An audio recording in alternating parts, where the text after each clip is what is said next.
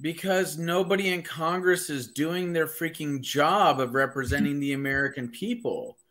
And if they're not talking about single bill voting laws, if they're not talking about term limits, an amendment for term limits for congressmen and staff, if they're not talking about things like criminalizing lobbying or seven-figure fines, expulsion, and prosecution for insider trading, then they're not for change in DC. And those are the four things that I am running on. And I don't understand why more congressional candidates aren't running on it. And it's because they're afraid. They're afraid. And the thing is that a lot of them have donors that don't want those things in Congress either. So they're not going to go against what their donors want. And that's also part of the reason why I'm not taking any campaign funds. Because big money is a big problem in our political system. A lot of these people spend literally millions of dollars on their campaigns. They're paying political consultants. They're paying like mailing services. They're paying campaign managers. All of these people are there at the trough waiting for the money to flow in. And to me, it's like, well, you don't need money to win an election. What you need is name recognition, signatures to get on the ballot, and votes. And you know what I'm saying? Yeah, I hear often about the idea of like that how much you put into the elections of money, then you will get certain result. You read it often in the news, so it's good that it's not the case. So basically, you think that, for example, the January 6th help you in a way to put the name out there, and you already established some kind of advertisement for yourself? Well, yes and no. There is going to be some sort of a hurdle or obstacle regarding the propaganda campaign that the media used against me. However, kind of like with Trump, they gave him free advertising, you know? So name recognition isn't necessarily going to be an issue. The issue is going to be overcoming the stigma that was created by the Mockingbird media. But a lot of the time, the moment that people hear me speak, they're like, oh my gosh, this guy's nothing like he was painted to be in the media. What's going on? Yeah, I get that. And so have you, like, do you have a team already, or like anyone helping you, or were there like suggestions to fund you, or? No. I mean, I've had people say they're willing to volunteer, and that's what I'm going to need because I don't have any money to pay them, you know. But I want to be the antithesis of everything that's wrong in American politics. I want this to be truly grassroots and truly the will of the people.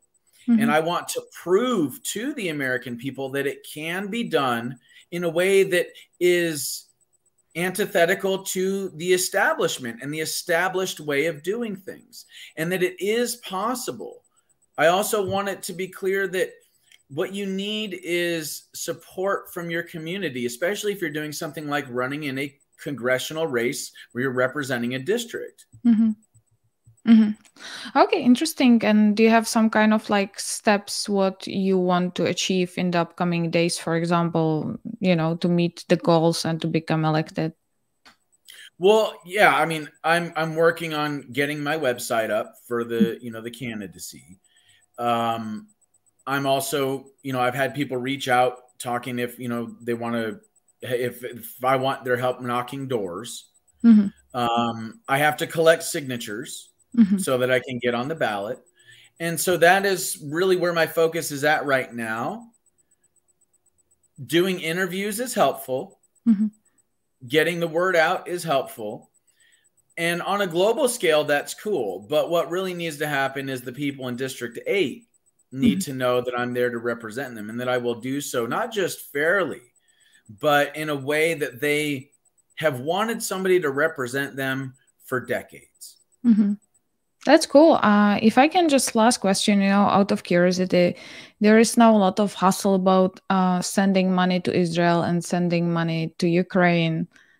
If you would be elected, what would be your opinion on that? I'm tired of sending our taxpayer dollars overseas when we have very, very, very real issues, critical infrastructure issues here in the United States that is causing massive amounts of suffering. American cities that were once first world have turned, in some places, third world. Where, I mean, look at what's happened in East Palestine, Ohio. Look at what's happened in Flint, Michigan. Look at what's going on in San Francisco and Portland. Look at what's going on in New York City. Look at what's going on in Washington, D.C. Yeah. Okay. So until we solve our problems here at home, we're going to be of no assistance to other countries. And the more we send our money and our arms and our missiles and all that stuff over to other nations, the more vulnerable and weak we make our own. I believe that if you can't clean up your own house, then you have no standing whatsoever in any position on how other people should clean up theirs. And our house is pretty dirty. Cool. I like that comparison. I always like when people compare the politics to like a family or a household, it makes it so much easier. And it's actually very, very accurate. Well, and the thing is that what you got to understand is that the basis of all nations is the family unit and the household.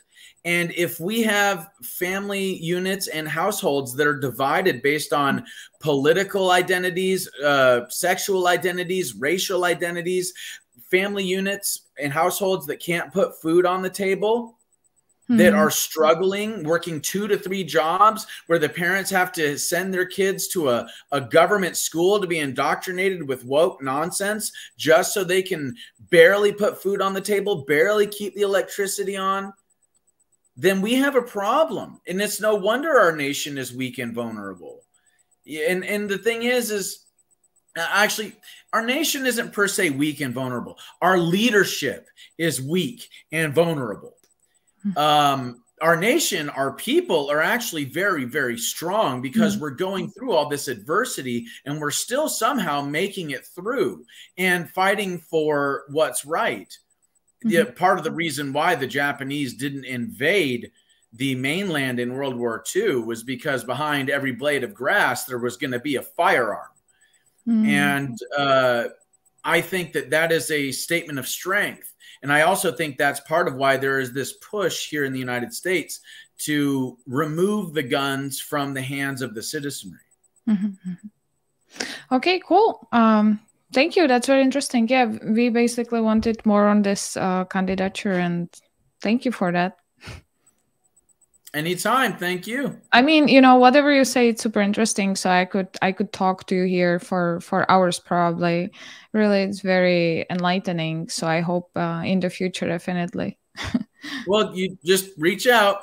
Yeah. Thank you. And hope to talk to you soon. And I will talk to you actually tomorrow and send you everything. Sounds great. Thank you. Thank you, Jake. Thank you.